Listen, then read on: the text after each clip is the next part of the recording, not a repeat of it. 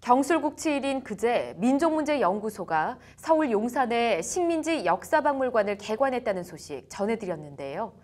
박물관 설립에 실무적으로 산파 역할을 한 김승은 민족문제연구소 학예실장을 만나 이런저런 세상 이야기들을 들어봤습니다. 로투데이 인터뷰 신세아 기자입니다. 지난 2011년 박물관 건립위원회가 성립되고 그동안 10,000명이 넘는 시민들이 보내준 성금, 그리고 시민들의 자료 기부와 기증으로 건립된 식민지 역사박물관. 어느 하나 사연 없는 자료, 의미 없는 전시물은 없다는 게 김승은 민족문제연구소 학예실장의 말입니다.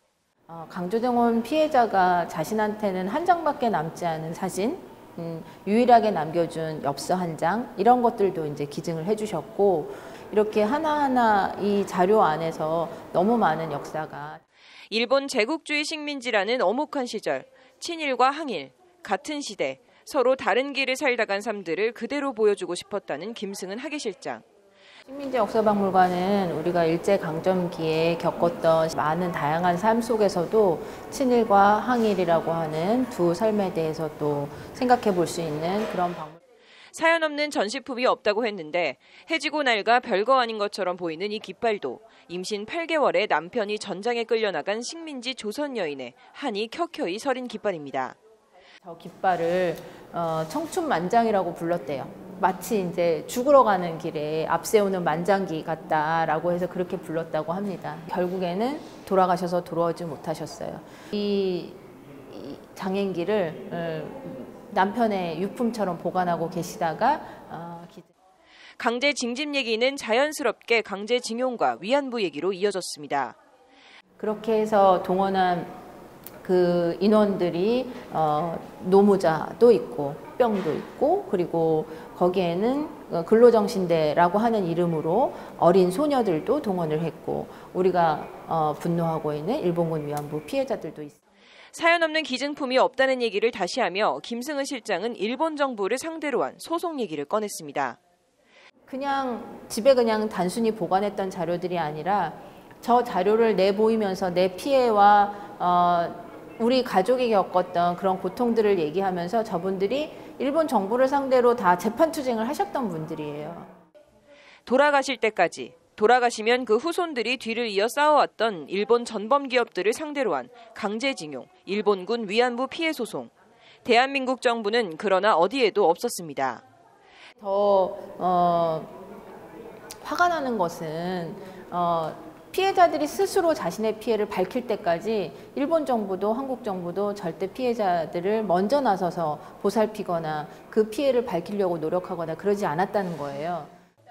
그 한맺힌 소송을 양승태 사법부가 법관 해외 파견 증언 따위를 위해 박근혜 청와대와 재판거래 대상으로 삼은 황망한 현실.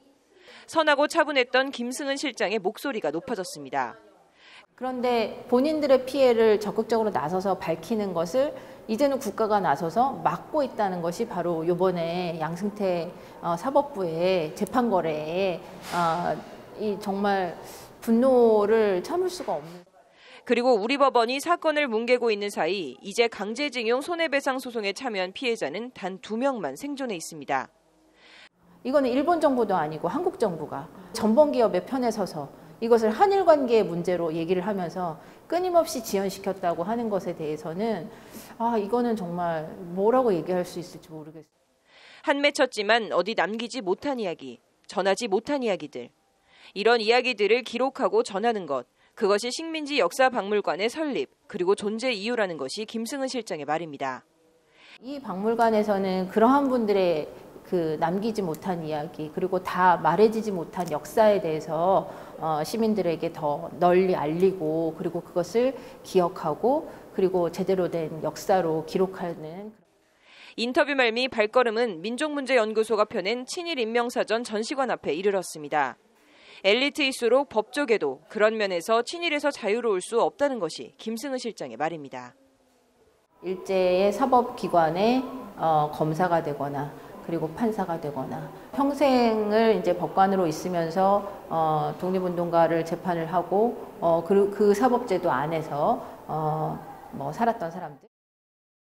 청산하지 못한 역사는 과거에서 끝나는 게 아니라 현실 속에서 끊임없이 반복 재현된다는 것이 김승은 하계실장의 말입니다. 사법농단 재판거래 파문을 철저히 수사해서 사법농단 부역자들의 민낯을 남김없이 철저히 드러내고 합당한 대가를 치르도록 해야 하는 이유이기도 합니다. 법률방송 신세아입니다.